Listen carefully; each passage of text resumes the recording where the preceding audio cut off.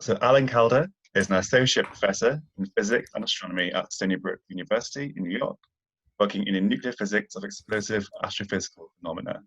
His research explores how stellar age and composition affect the brightness of supernova, which is often used to measure cosmological distances. And understanding the age and composition of supernova is critical to addressing their variability, which is a source of significant uncertainty in cosmology. So, to take it away, Alan. All righty. Well, let me, I got my talk up. Thank you for the nice introduction. I guess I can share my screen. You should be able to, yeah. Yep, there we go. Yep. All right, and you can see a cluttered desktop with a talk, and I will start that.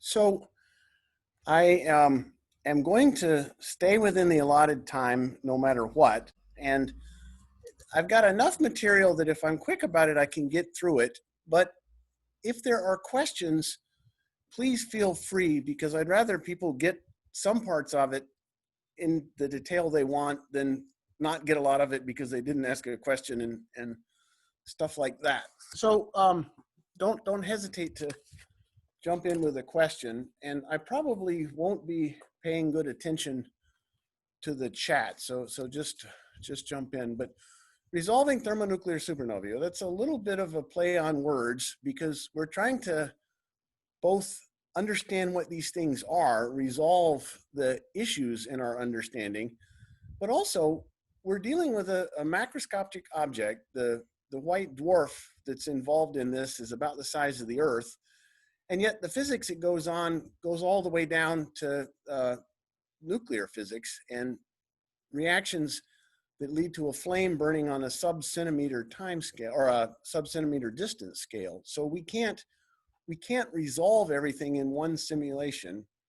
And so the story is how we build sort of a hierarchy of physics to try to capture in a macroscopic model all of this microphysics that we think we understand in fair detail, but then we want to try to make predictions about how these supernovae work, and we would hope get some validation data when one goes off in the galaxy. Although, as I'll show you, we do know some things about them. So this image here is supernova 1994D, and I don't know if you can see my cursor, but this little bright thing in the bottom here is a supernova, and it occurred in galaxy with the exciting name NGC 4526, which in the way astronomers classify things, it's the 4,526 entry in the new general catalog. This thing's like 55 million light years away, and it's about 200,000 light years in diameter. So literally, a long time ago in a distant galaxy far, far away, a star exploded, and we took the image in 1994. And this was part of the survey that learned that the expansion of the universe is accelerating, and which was a paradigm shifting realization, because now we believe that about 70% of the cosmos is this unknown dark energy. And that came from observing these supernovae and treating them as so-called standard candles, objects of known brightness with which you can get distances. Okay, so I'm going to tell you a little bit about supernovae and supernova cosmology, and then I'm going to talk about one class, the thermonuclear supernovae, and I'll explain a few settings, and I'll show you some simulations in one of the pictures, and then I'll hastily go through the physics. That's the subject, of course, of multiple actually courses, if not lectures, but I just want to give you a feel for it. And then I'll tell you about some of the techniques that we use to resolve the problem, things like adaptive mesh refinement, and then calculating some of the subgrid scale physics in advance to put together in a capturing scheme. And then to get details out at the end, we actually post-process tracer particles and then integrate them with a detailed reaction network to get the realistic abundances. So there's like 3 layers of approximations that I'm going to just kind of whip through. And again, questions are cheerfully solicited. So a supernova is the explosive death of a star, as we talked about a few minutes ago. Betelgeuse is going to do that and do it soon, but soon on an astronomical scale may mean 1,000 years, although that's probably an upper estimate on it. These things occur something like 30 times a second in the observable universe and are thought to occur every 50 to 100 years in our galaxy, but we don't always see them. And this object down here on the right is a composite image of what we think is the most recent supernova that went off in our galaxy. It's got the exciting name G 1.9 plus 0.3. And this was toward the center of the galaxy, and it wasn't observed as an explosion on Earth because it was obscured by dust in the galaxy. And this image, the blue is X-ray, and the blue is radio, and the orange is X-ray. And these two images were taken 20 years apart. And as you can see, this thing has considerably expanded over those 20 years. And if you imagine rewinding the clock, it says that this thing was a point about 110 years ago, but there was no observation made of it. So we can look at remnants of the explosions like this and learn. Excuse me. And these and this is what we think was the most recent one in the galaxy. So every 50 to 100 years, that was 20 years ago. So maybe in another few years we'll get one, if not Betelgeuse. So you look up in the night sky and recognize the constellations. Aquila is the eagle, and he captured Zeus's thunderbolts or something like that.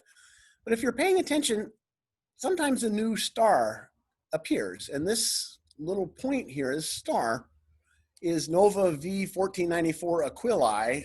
The V1494 is some telephone number that tells you where it is or something like that, and Aquilae, of course, it's in the eagle.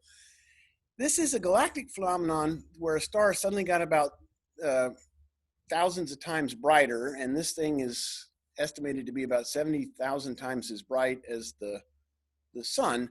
And what we know that this is an explosion in an accreted layer. That means material from another star that got drawn by gravity onto the surface of a star. And these things go off tens or 20s of times in the galaxy every year.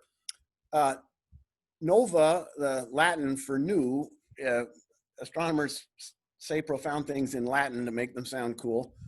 And eventually we realized that some of the new stars we were seeing, particularly, some in telescopes, but they're, I don't know if you can get a naked eye observation of a supernova in another galaxy, but certainly when we realized that other galaxies were very far away, these supernovae are super duper novae that are very bright. And what we can see is the light curve. And this is a simulated light curve where this is brightness and time along here. And over a period of a few days, the supernova becomes very bright, and then it declines over weeks and months. We also can look at the spectrum, which tells what elements that we see during the explosion. And we can classify these things according to these observations. So the take home here is that a light curve is just, you can think of it as the luminosity as a function of time, and it rises fairly quickly and then declines. And I'll give you an example of that later. So here, the observers classify things by what's seen in the spectrum and the light curve. And don't worry, there's not going to be a quiz on this, but I just wanted to give you a feel for it. If you do not see hydrogen in the early spectrum, then you're a type 1. If you see silicon, you're a type 1A. If you don't see silicon, then depending on whether or not you see helium, you're a type 1C or a 1B. If you do see hydrogen, you're a type 2. And then depending on things like whether the light curve sort of flattens or steadily declines, you're a type 2 linear or plateau.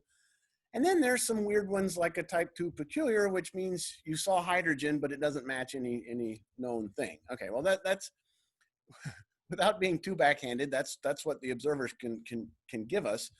But then the theorists look at what's going on, and there are two fundamental types. There's a core collapse, which is the collapse of the interior of a very massive star, and that's what Betelgeuse will become. And there's the thermonuclear, which is a explosive nuclear reaction, a thermonuclear runaway that incinerates a white dwarf. And I realized I forgot to say it on a slide a moment ago, but about 80% of the supernovae that we observe are core collapse.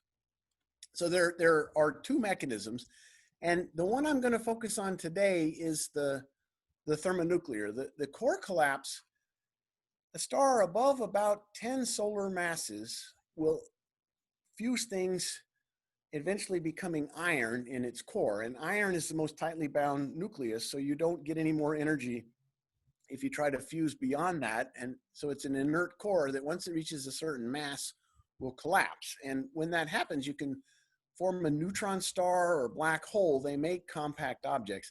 The thermonuclear case, as we're going to see, is the complete incineration of about a solar mass worth of carbon and oxygen in the form of a white dwarf, which is a compact star, and nothing is left. The system is completely disrupted. So when you hear about supernovae and hear about like a pulsar or the Crab Nebula having a pulsar in the center of it, that's the core collapse.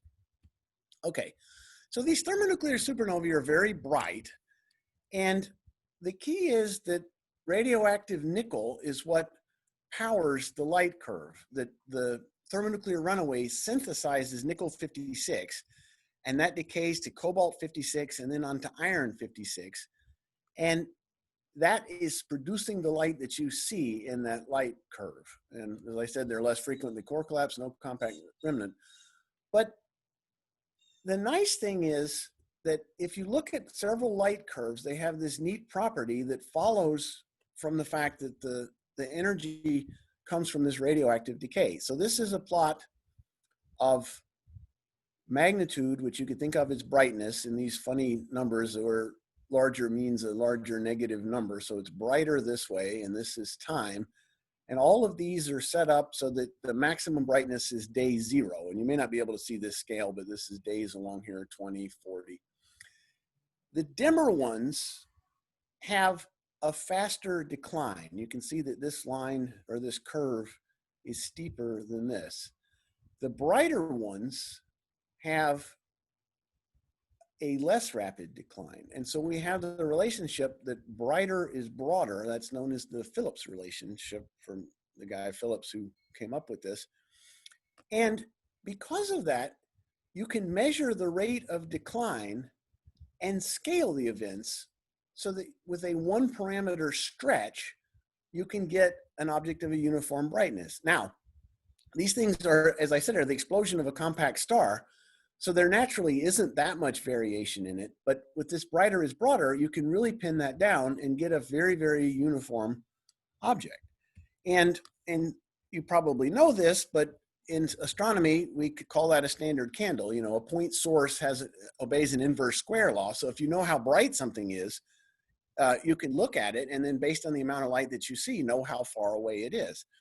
And that's very helpful because distances are actually one of the harder things to measure in astronomy. And there's an awful lot of uncertainty in most of the distance measurements that we have. In fact, it's kind of weird to think about, but we do a lot of observing of things in other galaxies like the Magellanic Clouds, which are satellite galaxies to our own. And we do a lot of astronomy there because we know the distance to it. And so even though it's further away, we can get a less uncertain distance or a more certain distance and then accomplish a lot of astronomy that way. Well, what does that get us? Well, if you look at these very bright things, you can see way back in time, and that allows you to explore the expansion history of the universe. And in ancient days, say when I was in college, the question was, will the universe, and this is the past down here, time flowing into the future, and the present along here. We think the universe started with a big bang, And the question was, is it going to expand for a while and then collapse in the big crunch to perhaps have another big bang and expand for a while and collapse? That's the bang, bang, bang theory. Or does the universe go out and just kind of stop? Or is it got enough energy in the expansion that it's just going to coast forever? And people thought that if neutrinos had mass, that might close the universe. Well, now we know, based on these supernovae observations, that the universe didn't expand as fast as it's currently expanding, that expansion is accelerating. That says that it's both older than we thought, and the fate will be the big rip where things expand so fast that the distances, the expansion velocities get faster than the speed of light, and things become no longer causally connected. And understand, I mean, this is something that was discovered in the late 90s, and there was some skepticism, but other cosmological measurements have confirmed it, things like the cosmic microwave background and stuff like that. And that is a revolution in cosmology as big as going from the geocentric to the heliocentric, the Copernican revolution, because now we think that 70% of everything is this dark energy that we know nothing about. I could have a slide on dark energy, but it would basically be blank, and don't let anybody tell you otherwise. Okay, so here's some results from the Supernova Cosmology project.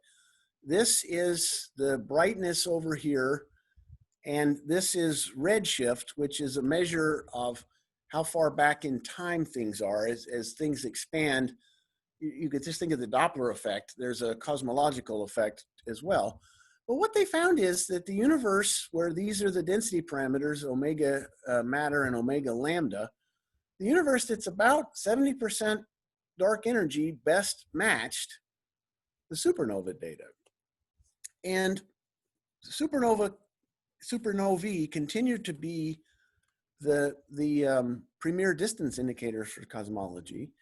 And if you subtract off your background expansion, you go back and just assume this sort of behavior, then you're left with some scatter about that. And that's a major source of uncertainty in the cosmological observations. So the intrinsic scatter of these events, even after this correction, is a major source of uncertainty, and that's actually what we're going after. One of the things we're going after in this research, that we would be able to get into a more precise era of cosmology if we could understand that and quantify that intrinsic scatter. And so the type of stuff that we look at are things like, just understanding what makes some brighter than others. Forget about that correction, but are there definite effects that could be observed with, say, the age of the host galaxy, then and the environment? That's population drift with redshift, there's dust and things like that. And so as a theorist, what I'm interested in is just understanding these events, how they work, and trying to understand just the intrinsic scatter in them, even before that correction. Okay, so that's it for the overall introduction. I'll show some pretty pictures. Any questions along the way? Is this all crystal clear? Or we, I assume you can hear me. Hear you, it's fine. Say it again? We can hear you, it's fine. Okay, all right. Well, so we can look at some of the remnants from these Just things. one question before we please. move on. Please. What's sort of the quality of that fit? You have a chi-square per degree of freedom that tells us roughly how much you can expect to gain from improving measurements of or understanding of the supernovae. So honestly, I am not enough of an observer to give you that answer, but that's a fantastic question that I should have an answer for. I know that the observers say that the scatter of these things is about a 10% effect, but I can't tell you a chi-squared or how they get out of that, or how they get that. But okay. what they say is that if we could beat it down to more like 1%, they'd be happy. But that's a fantastic question. I should have an answer for that. Okay, so we'll just look at some of these remnants. These are 185 was a supernova, 393, 1006, the crab, other things like that. And then more recently, Tycho and Kepler observed supernovae, and I'll tell you a little bit about that. This is an image. The larger part is from the XMM X-ray satellite, and then this is a Chandra detail of it, of this this object here, this remnant. To give you an idea, I've got a couple of notes here. This is something about like 8,200 light years away, and it was observed about the year 185, we think. Here's one, and again, these are X-ray images. The blue on these two sort of lobes over here indicates higher energy, so we think that this thing is expanding preferentially into the interstellar medium. This is the remnant of a supernova that went off in 1006. It's about 70,000 light years away. These are all in the galaxy, of course. Here's Kepler's supernova. That was observed in 1604, and it's about 1,300 light years away. And then a nice high-resolution image of Tycho's supernova. So Tycho is credited with the discovery of these type 1a supernovae. We think that his is a type 1a. They have not seen a compact object in the center of it. And here's his discovery chart, where you can see the last one down here, I, that's this guy, is Nova Stella. And discovery is a strong word, because anybody who went out and looked up would have seen this new star. It was very, very bright. But he made detailed observations, naked eye observations, that are good enough that an astronomer, Pilar Ruiz Lapuente, went back and reproduced a light curve, and it looks like a 1A, which was that example that I showed you, where it rises in a few days and then declines with a change in slope after about 2 weeks. So we don't know the exact mechanism of this. I mentioned that they involve a white dwarf, and sorry, the garbage truck is coming. I don't have air conditioning, so I've got the windows open. All right, his brakes are done. The idea of, there are 3 models that we think are plausible mechanisms, and it may be that all 3 work, but the key is they involve a compact star known as a white dwarf. The single degenerate Chandrasekhar mass is illustrated in this case here, where you have a white dwarf which is in the center of this upper panel in this accretion disk here. And again, accretion is the transfer of mass, and it's material that's getting pulled off of this star. At some point, enough mass gets on the white dwarf that it approaches a limit that was identified by Subrahman Chandrasekhar in the 30s, when he was on a boat trip from India to the UK, or to England. And at that point, the star begins to collapse. It doesn't collapse, but it triggers a thermonuclear runaway that blows up. It may be that there are 2 white dwarfs that merge, and they would start out as a binary system, and each of them would go through their lifetimes and lose the envelope. And that may explain some bright events, because some events are so bright that we think there's more fuel than a single white dwarf could provide. And there's another mechanism, the so-called double detonation, where you have this same accretion picture, but instead of approaching this limiting mass, well before that, the surface layer becomes unstable and detonates, and that triggers a detonation that blows up the underlying white dwarf. And that mechanism may explain some events, but with all of these, no one can make it robustly work, although this single degenerate Chandrasekhar mass is pretty close, as I will show you. So in that picture, here's what happens. You've got 2 stars that are part of a binary system, and I should note that our sun is almost unusual because it's not part of a binary system, which is nice because that means it has a very stable, steady evolution so that things like us can evolve, which is handy. Anyway, you've got two stars. The more massive one goes through a giant phase, and some of its matter is transferred to the companion. It becomes a white dwarf, and a lot of that original stellar matter gets cast off. Then you have a period where there's a star that's part of a companion with the white dwarf. As it ages, it's less massive, so it will live longer. It begins to transfer mass to the white dwarf, and then that's when your explosion occurs. And one of the things that you might see is a star getting kicked out of it. So this is the single degenerate Chandrasekhar mass picture. Now, how do we actually model this? Well, no simulation single code can even do all of that. The accretion occurs over, this is after you've gone through the stellar evolution to get the white dwarf. That can approach a fair fraction of a billion years. And then as this thing approaches the Chandrasekhar limit, it gets compressed and heats, it begins to smolder and nuclear reactions are going, and that can go for about 1,000 years. And then the explosion is on the order of seconds. And that's actually what I'm going to talk about modeling. And then you look at the light curve and the spectrum, and to model that, you need non-local thermal equilibrium radiation transport.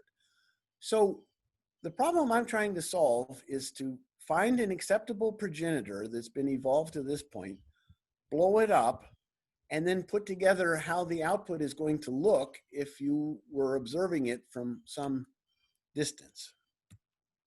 Okay, so now, and I'm going to take a little side trip here, is we're going to talk about simulating the mechanism versus the systematics of the thing. And what do I mean by that?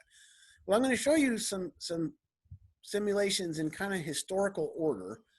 And we're going to see a full 3D simulation. And if the movie doesn't work, I can break out of my talk and play it with another player. It was a little choppy last time I tried it. But we're going to see a full 3D simulation exploring a possible explosion mechanism that we call gravitationally confined detonation. Now, we think that the models that best give accurate results, that best match the observations, you have a subsonic burning where the star expands some, and then it transitions to a detonation, which is a supersonic burning that rapidly incinerates it. The key is that it has some expansion because the density at which the thermonuclear reaction occurs sets the output of the burning, the ash. And what you want to do is get the right amount of nickel and a mix of other things. So the idea of going from a deflagration to a detonation gives the best results, but it's incompletely understood physics. So this 3D simulation explored a possible mechanism we called gravitationally confined detonation. And this is an example of a hero calculation that the US Department of Energy was pushing people to do in, say, the late 90s and early 2000s through their ASC program. And Scott, you know about this, but it was the idea that they could give us access to a big computer. We could do a hero calculation and solve a problem. And that was an interesting time, but it turns out that that's a very uncertain way to take on stuff. And so I'm going to show you a 2D simulation in a slightly different paradigm, the deflagration to detonation transition. And don't worry, I'll illustrate these things. And I can show you how, by looking at suites of simulations, we begin to understand the systematic effects on the brightness, which gets to that intrinsic scatter. And the play within the play, in the Shakespearean sense, is the evolution of the science, that we went from expecting that we could solve a problem by putting in all the best physics and seeing how it worked, to realizing that no, it doesn't quite work that way, that you really need to look at suites of simulations and quantify the uncertainty in it, and that way you can make better progress. All right, so fingers crossed that this is going to work. All right, it's a little choppy, but here comes this rising fireball in the center of the white dwarf. It's the same physics as a supercell thunderstorm. Now you're looking at temperature, and this hot material is flowing over the surface of the star. Sorry, it's a little choppy. And now the evolution is stopped and the camera's panning around, but what you can see is that there was material that was cool pushed out ahead of that like a snowplow, and it's forming a hot spot that, if conditions are right, can translate into a detonation that incinerates the whole star in about a second. And then it produces a roughly spherical expanding remnant, which you can evolve on out to look and see how it compares to those observations we saw, the X-ray observations. And this was basically 2 weeks running on a supercomputer at the Livermore lab toward about 2007. So let me show you that one more time. You start with an off-center hotspot. It rises into a fireball. It leads to a flow over the surface. Now, surface is a strong word. You see a volume rendered isosurface there of density. It creates a hotspot, and that naturally allows the development of a detonation.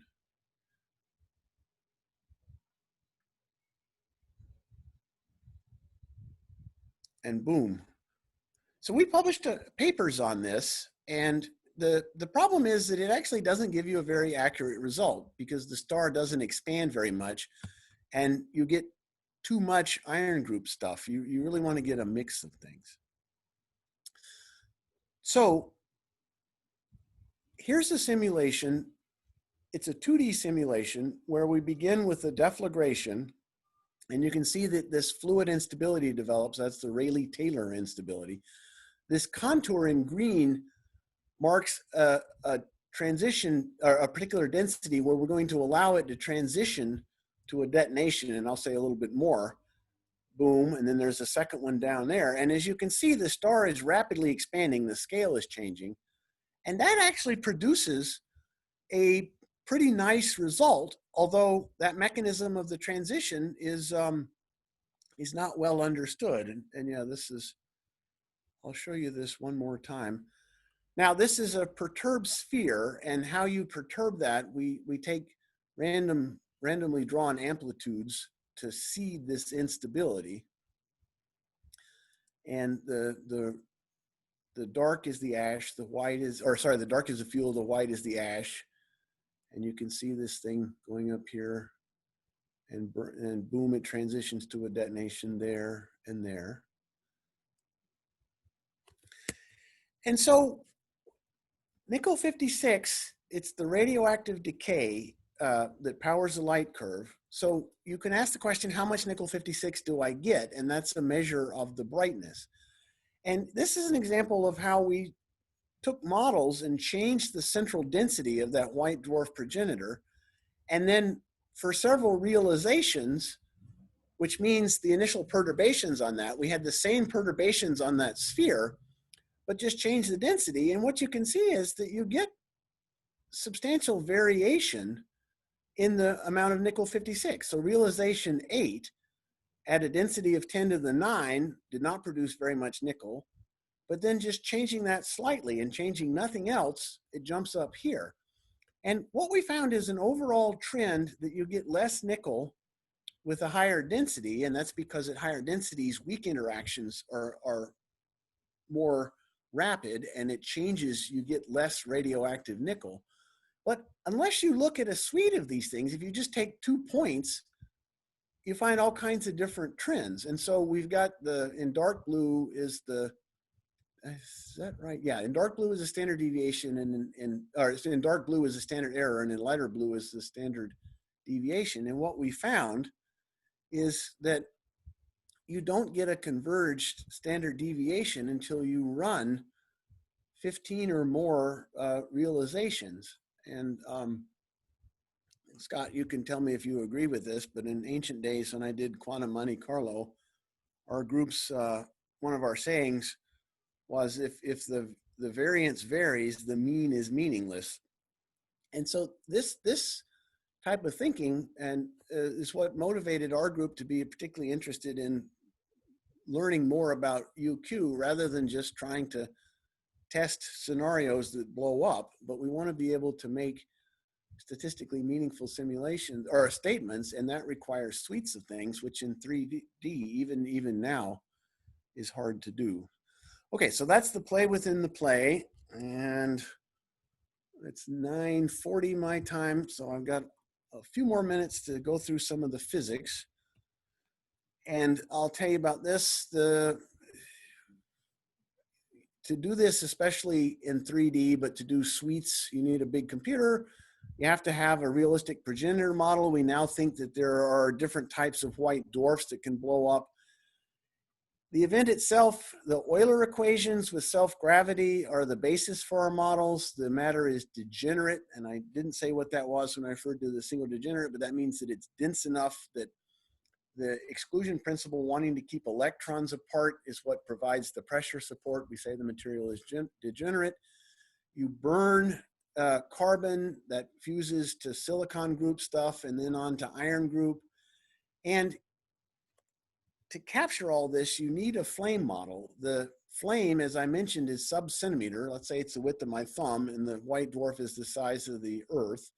And then there's things like convection, Rayleigh-Taylor instability, neutrino losses, and all that.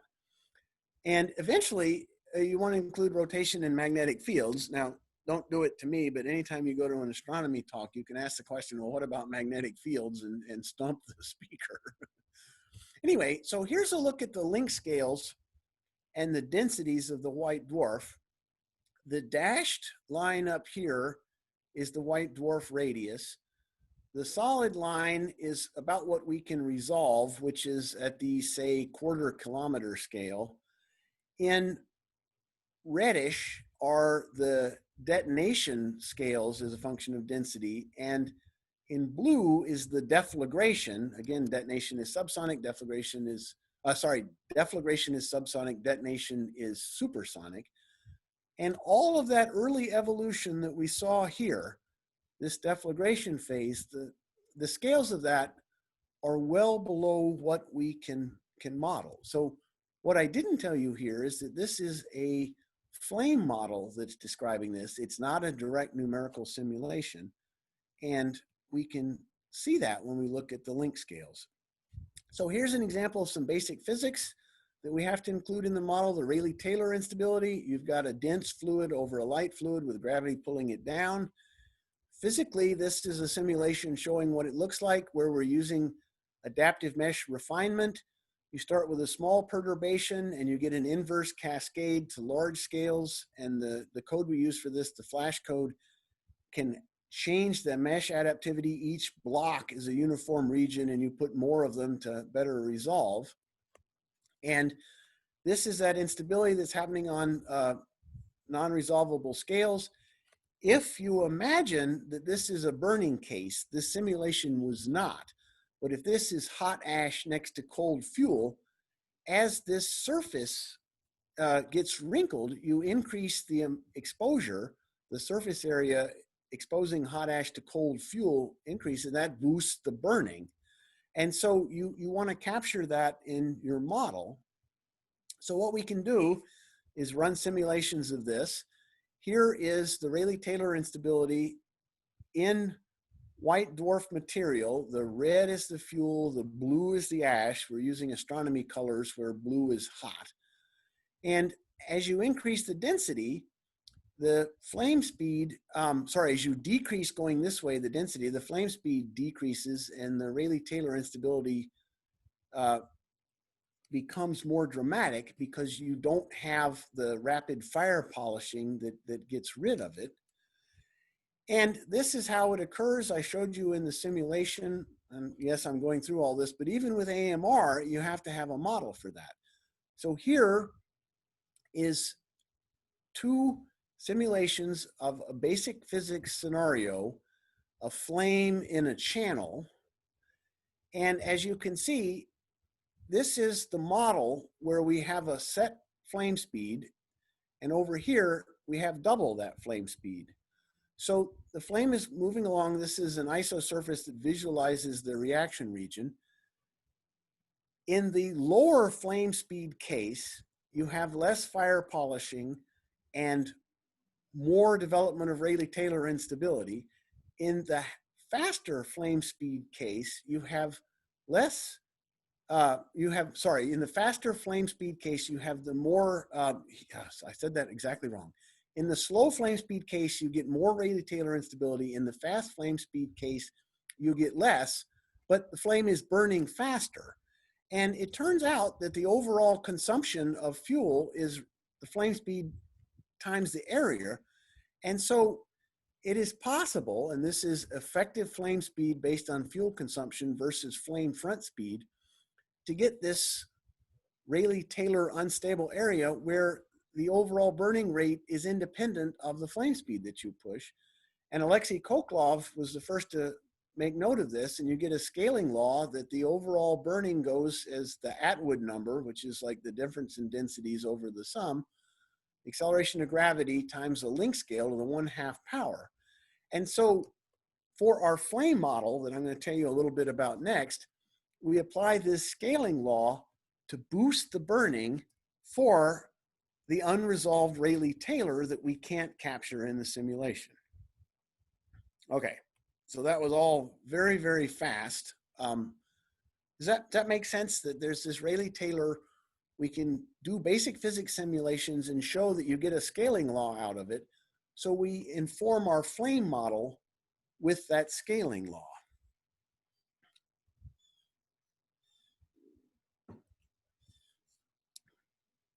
I'll take that as okay. Okay, can you tell us what S is? S is the consumption of fuel. Here, I'll show you.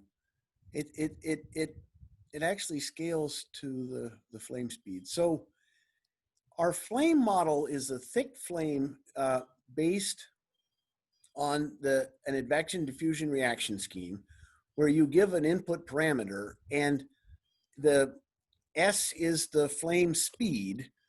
You can take a laminar or a subgrid model, and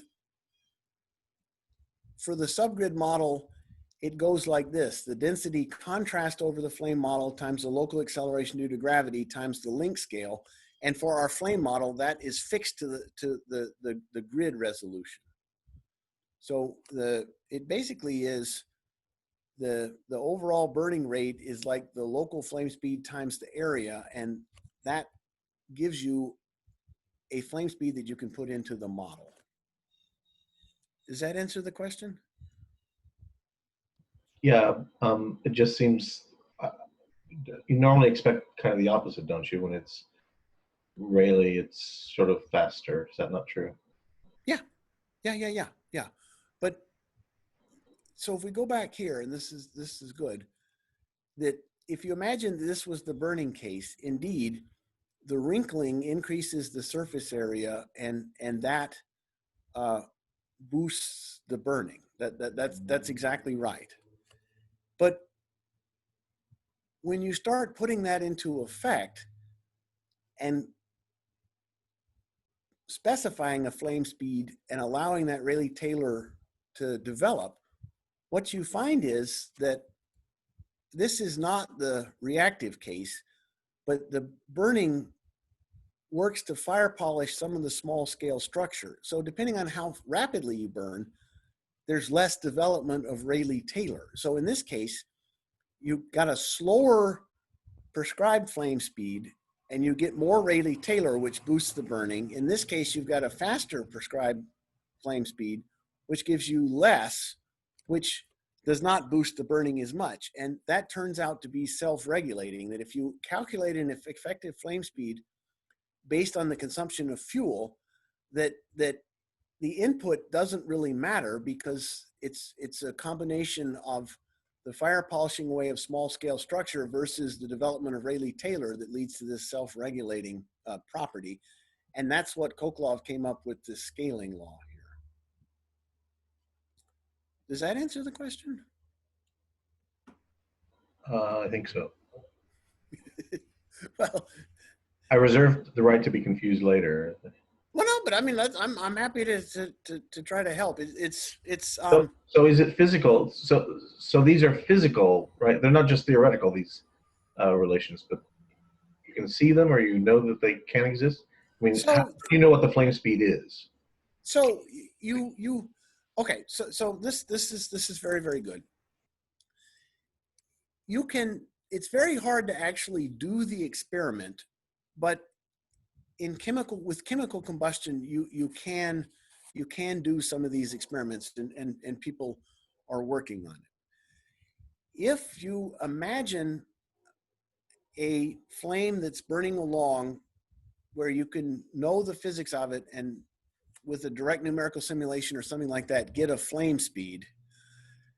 If you allow that Rayleigh-Taylor to develop, it's going to change the surface area and change the flame speed. So the answer to your question is that you can do a simple calculation in the 1D case to see how fast the flame propagates, apply that to the 2D case to see how the Rayleigh-Taylor affects it. And what Koklov found is that it self-regulates, that with a faster input flame speed, which you could say from some previous calculation, with a slower input flame speed, you get more Rayleigh-Taylor. With a faster one, you get less.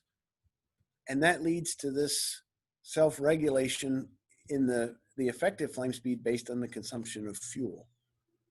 So I think, Scott, a good way to think about it is that we can take a detailed network calculation and get an idea of how fast a 1D flame can burn. And then we can use that as input to a simplified calculation to look at how the Rayleigh-Taylor affects it, and then measure the net contribution or the net consumption of fuel, and you get something that scales like this. Does that answer the question? Yeah, that starts to make sense. Yeah, thanks. Yeah, no, again, I would much rather get some of the details right and then just leave people confused totally. So thank you. All right, so another thing that happens is that if you have turbulent flow, and here's a flame in color propagating past a couple of vortices, that stretches and boosts the burning. And here's a look at a flame model in just a box of turbulence, where you have an increased boosting of the burning due to the background turbulence on the right over here. So just imagine you made a little match head, a spherical region, in the center of a turbulent flow. If you find a prescription for how we think that will boost the burning, you can put it in your model. And we put all this together, and I'll just show you into an advection diffusion reaction flame model, where phi is the reaction variable, and you've got a diffusion and reaction term that are controlled with two parameters. And you pick these two to produce that input flame speed, where that input flame speed is a choice of a laminar calculation or a subgrid scale model for things like that Rayleigh-Taylor and the turbulence flame interaction. So this is a complicated, I mean, I'm showing a lot of math here that I'm going over really quickly, but all I wanted you to get was that the flame model that we use is a very simple advection diffusion reaction scheme. You pick the diffusion and reaction coefficients to produce the input flame speed, and you make that choice based on simulations of things like flames in a box to get a scaling law for how you think it behaves. And then finally, this gets a very rough treatment of the energy. Here's the flame burning along here. You consume carbon, you consume the ashes of that, and then the ash is in equilibrium, and as it, in like that rising bubble, it can change the binding energy. And to really get things refined, you have to integrate with a detailed network, and this is a reproduction of the flame model results where we integrated with a detailed network and put in some basic physics. And then you can get things like the nuclear abundances where you consider 200 nuclides or things like that. So that flame model gives you a coarse estimate of the energetics, but you don't actually get a detailed look at the abundance that are synthesized. And then you put that together in a spectrum. And this is going all the way back to the beginning. This is a spectrum where you've got a produced flux versus wavelength. And this is from one of our simulations where we post-process these Lagrangian tracer particles with the detailed networks. And the nice thing is you can do what we call knockout spectra, where you look at different constituents and turn them on and off, and you can identify which features, like here, you've got a calcium bump here, you've got a silicon bump here. You can identify them by repeating the calculation with the contributions from that particular element turned off to identify the features, and then you compare that to the observations. And now look at this, and I'll show you that. So this is a spectrum. The dark is the model, and the bumps are calculated by turning on and off the elements. So we're identifying which element produces what features. But then if we go all the way back, and don't worry, I'm not going to go too far. I know we're getting low on time.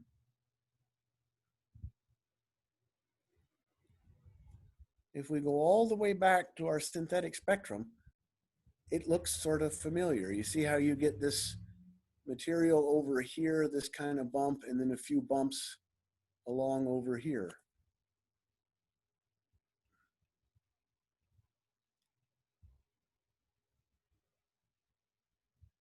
I should have just made a copy of that slide at the bottom. And that's what we got. Okay, so this is a nonlinear multi-scale multi-physics application, which is challenging and fun. You have to do basic physics calculations to understand the inputs to your model that allows you to describe the macroscopic events. And all of these results depend sensitively on the included physics. Weak interactions, which for many years people ignored, do not significantly influence the explosion energy, but they change the brightness of the event. And that was illustrated here.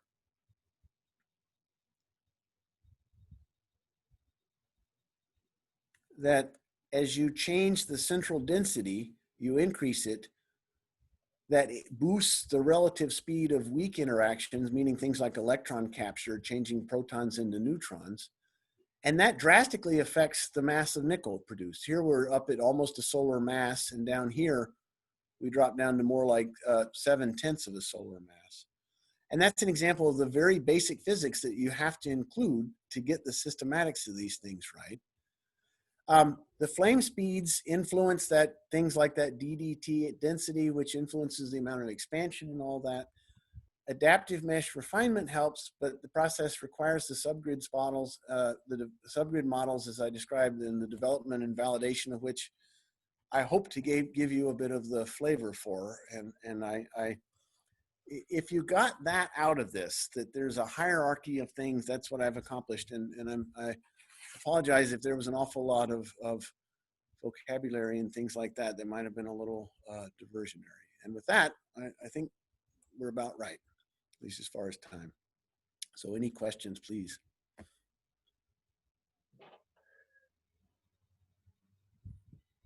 Okay, yes, thank you for the talk. I'm going to move on to questions. Before I do, just saying there will be a recording of the talk on our website. If you want access to it, just drop the email or DM us on Twitter at riskEDT. For questions, you should be able to put your hand up. And so should I get out of the share here? I usually just go top down if you want. I don't. Nick, do you want to go first? Hi. I will preface this with, well, firstly, thanks for the talk. So it was very interesting. My undergraduate degree was in physics, and I did a lot of astrophysics and cosmology modules. And this morning realised I'd forgotten most of it. But so thanks for your talk. One of the things that I do remember from my undergraduate degree is one of the lecturers worked on sort of galaxy simulation modeling. And one of the things that he said is quite a lot of sort of terms and equations, where there's sort of Taylor expansions and whatever, are just sort of, they get to a point and they just sort of ignore any higher order terms. And so I wonder how much of that is going on with this sort of simulation, when you have sort of huge scale things that matter down at sort of, I suppose, 10 to the minus 10 meter level of, you're looking at electron capture compared to sort of huge scale star size objects. How much of those terms are lost because... Well, that's exactly it. I mean, so with the galaxy models, they look at a lot of things, including stuff like the amount of material that leaves. As a galaxy evolves, stars consume gas and it changes their properties. And indeed, they can Taylor expand some of the relationships and just drop stuff. For this problem, it's exactly the same issue, but there's no like one thing that we're Taylor expanding. I think the way to think about it is that we're trying to start with the physics and then extrapolate that to the scales that we can resolve in the simulations. So as an example, that flame model, it's just a simple advection diffusion reaction scheme. But what it does is it makes a pretty good estimate of the gross energetics. So in some sense, we've neglected the details of the burning. And again, that's more than just doing a Taylor expansion. It's just we're choosing to try to describe the energetics, the bulk energy release when the flame goes through the material. But then we try to make up for it by post-processing the results that had these Lagrange tracer particles. Now, I didn't say too much about that, but I'll just say that imagine that somewhere in the flow, there's this little tracer particle and the flame passes over it. You can get a density and temperature history out of that. And you can take that parcel of fluid and integrate it with a detailed reaction network. And that's how you try to put some of the detailed physics back in.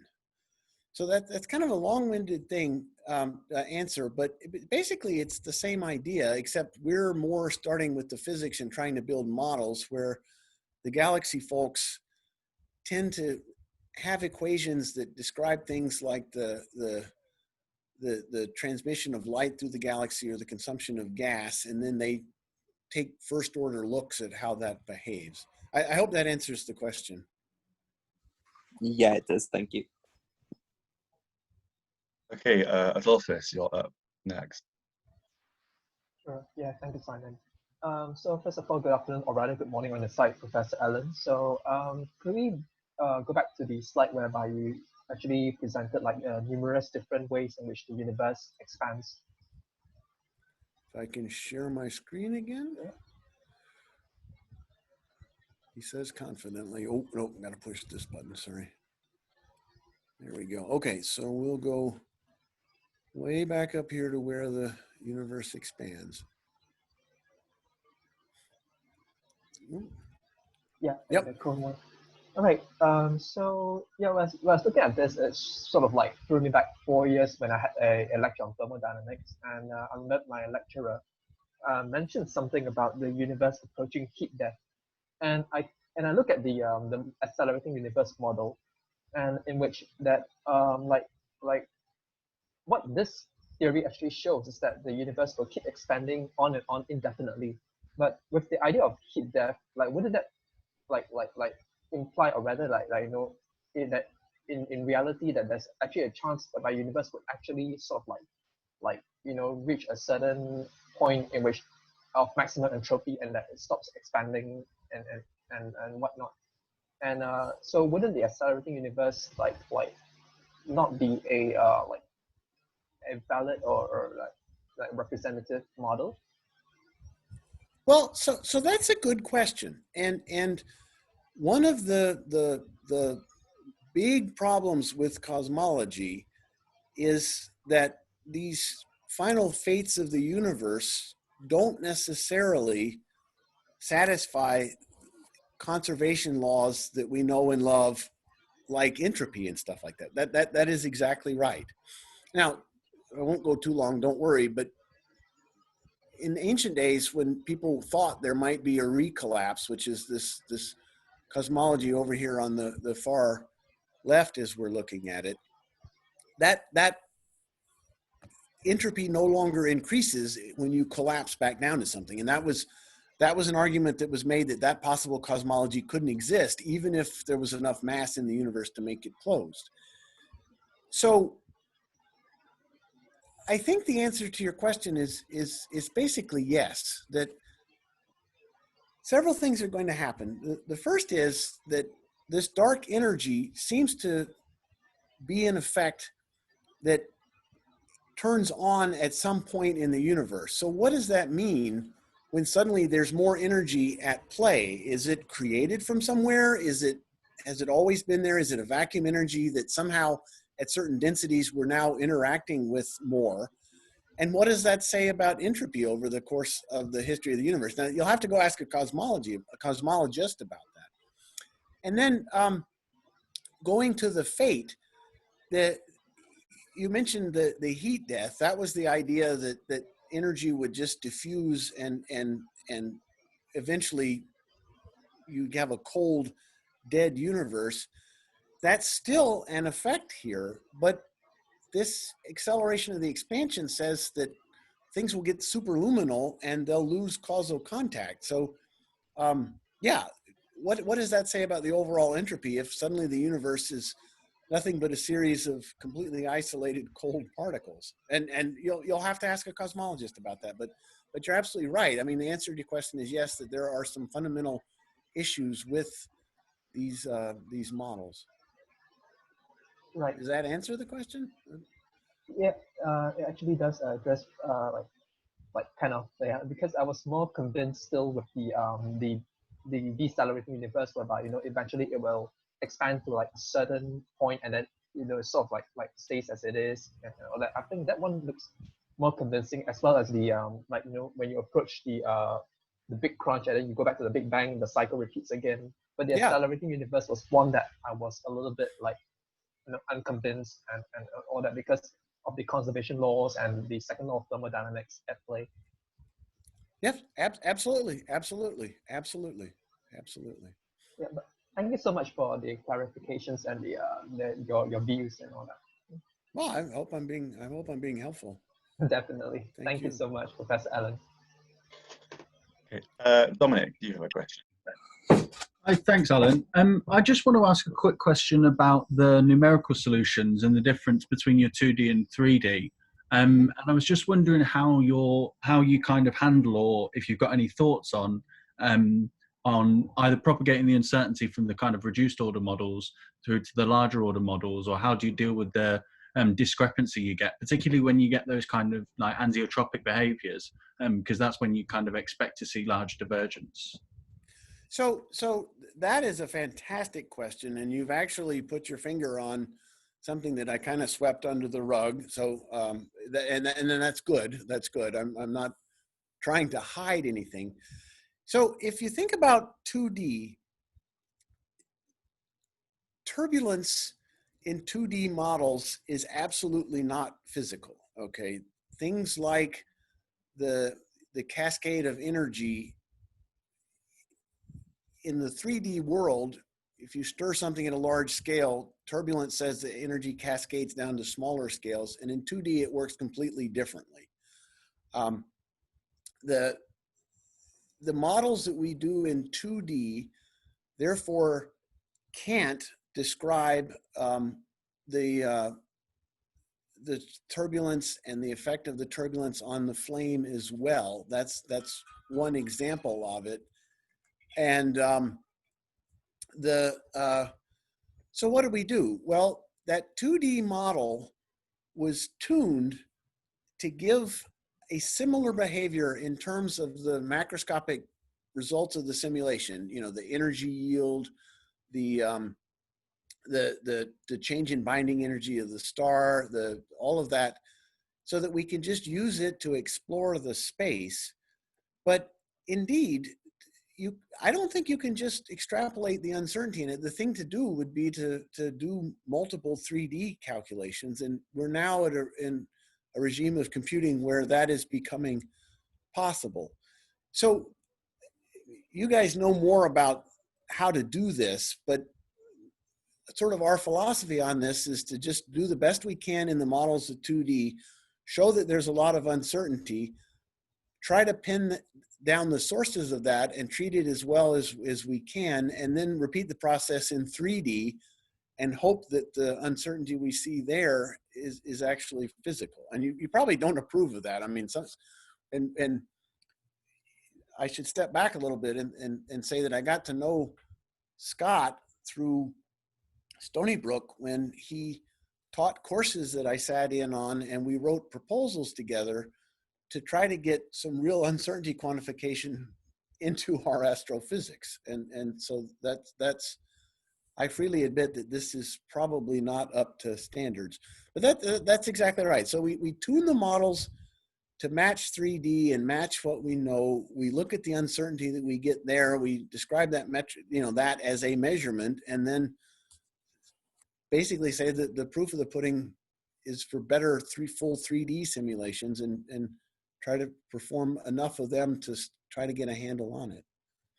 Now, feel free to criticize that and make suggestions. I mean, part of, and I again go back, I hope I haven't fixed it so I can't, but I'd love to come visit you guys to try to learn your perspectives on what we should do.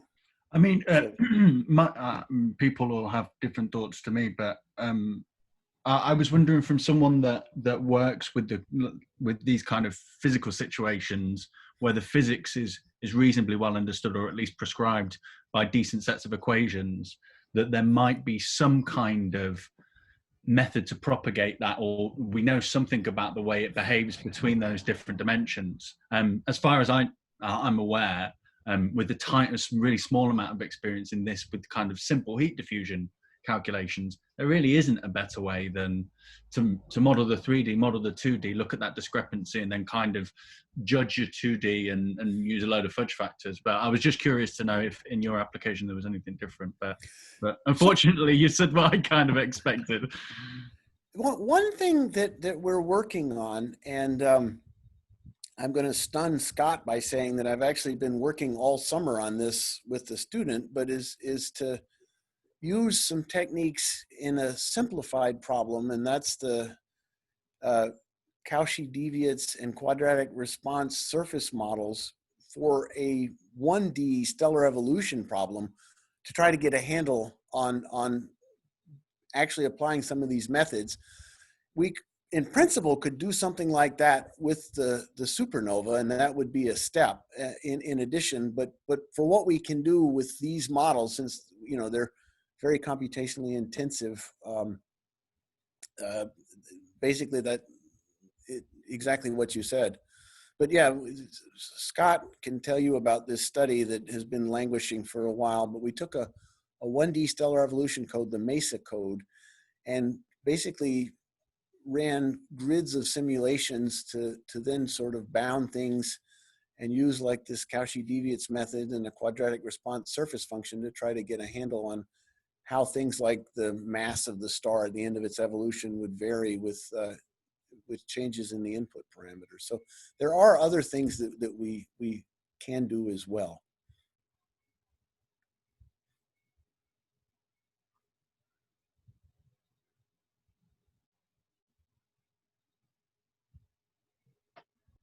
Okay, is that everything, Dom?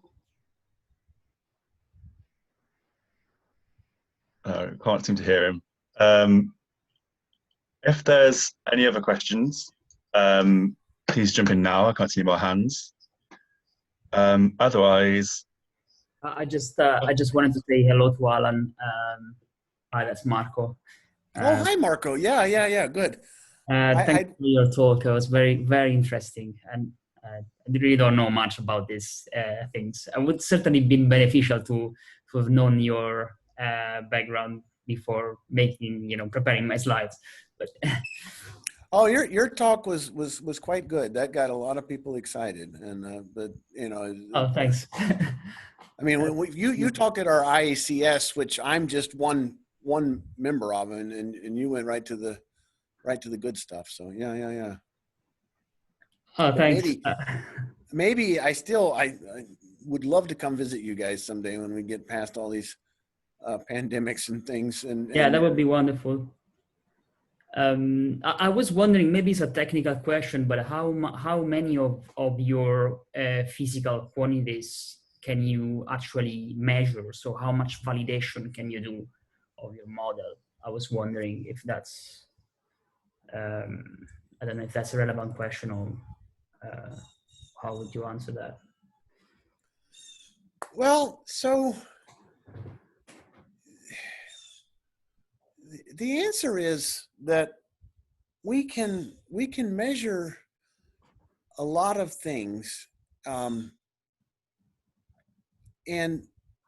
I've actually spent some time on the validation, and I could send you some. I'll send you a link to some of our papers, but it very quickly gets to be a complicated, a very, very complicated problem. And so that simulation of the Rayleigh-Taylor that I showed you and said, this wasn't the burning case, but you can see how it works and imagine if it was burning. That actually came out of a validation study where we were seeing how well the code could describe the Rayleigh-Taylor when it was compared to actual experiments done on this linear electric motor that used to be at the Livermore National Lab.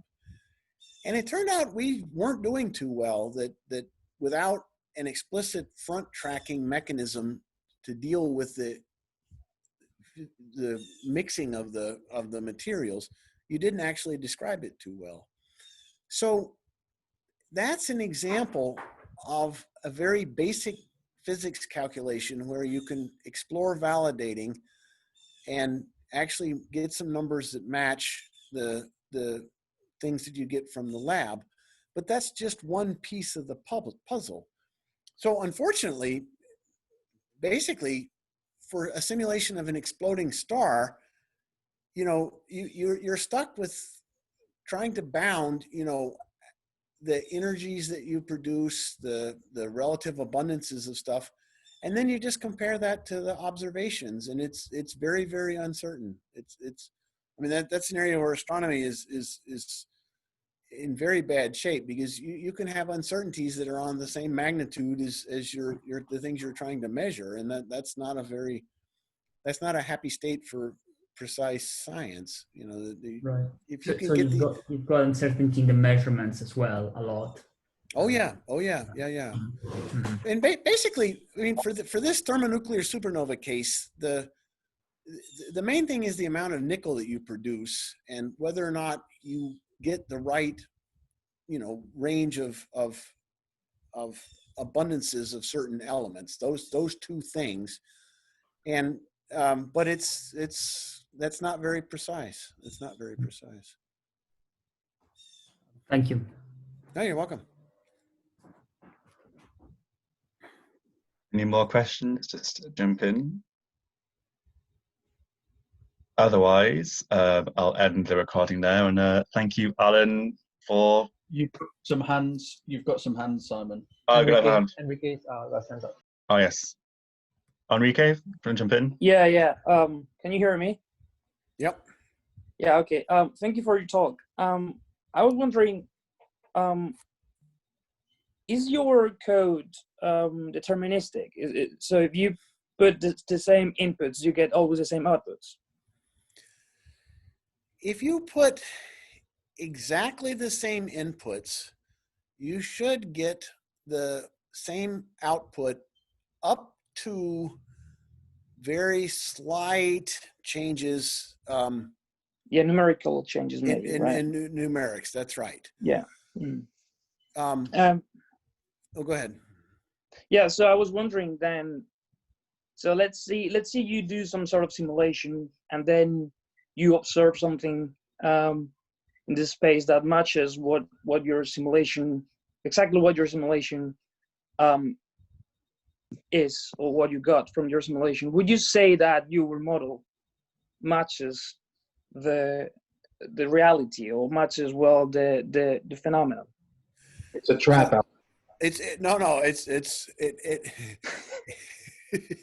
I would say the following. That the observations are in keeping with this model. Okay.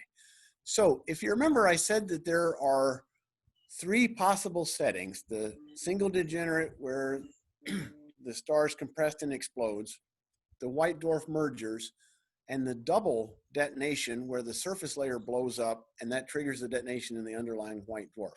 Okay.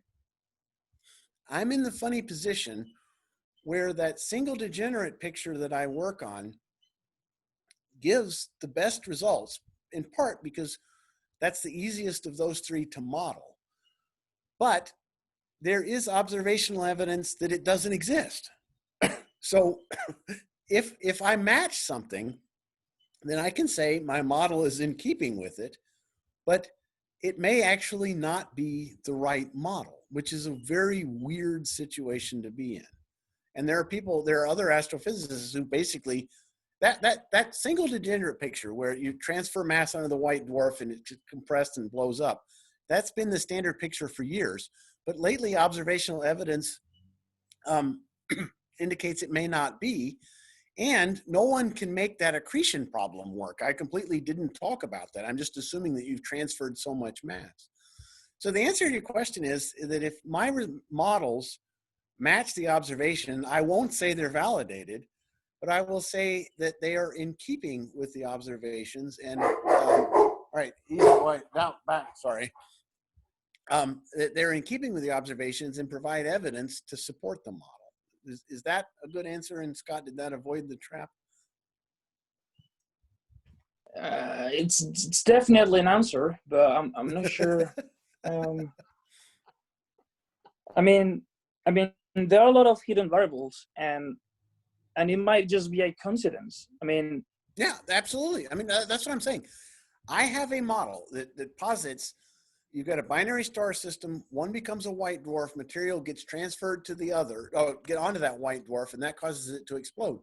We cannot say that such a system exists. All right, but some of my models, not all of them, there's a lot of uncertainty, but I can exactly match what we know. And I submit to you that spectrum I showed you is very much in keeping with the observations. But I can't tell you that that means that my model is the right one. I can't say that it's validated because, indeed, I mean, it's not just hidden variables. I mean, it's just the whole paradigm. What we're trying to do is blow things up. We know parts of the puzzle, but there are variations that may or may not be physical. Yeah, okay. Thank you for your talk and your answer. I hope that's helpful. I mean, let me put it this way. A lot of my colleagues don't like me talking because I tend to stress what we don't know, and that's frowned upon when you're going after funding. But yeah, but it's true. It's true. I've spent more than 10 years working on that model, and it may not be the right one.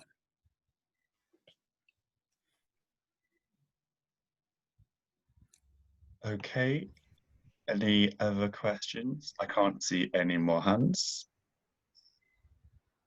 So if that's the case, yeah, I'm going to end recording and just say thank you, Alan, for dropping in with your talk. It's really quite interesting.